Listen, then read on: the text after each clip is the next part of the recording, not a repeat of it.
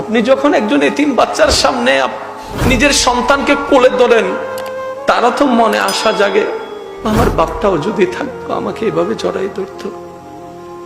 আপনি যখন কোন একটা কিছু তার জন্য, সন্তানের জন্য আনেন, সেটা যখন সবাইকে দেখায়, পাড়ার এই তিন ছেলেদের মনেও তো কষ্টটা লাগে, আমার বাবার যদি টাকা থাকতো, আমার বাবাও তো আমার জন্য আনতো। আমার রাসূল কি বিধান করেছেন জানেন? তোমার ঘরে খাবার যা আছে, পাশের বাসার মানুষ খাবার খাচ্ছে কিনা দেখো, না পাইলে তোমার থেকে ভাগ দিয়ে দাও।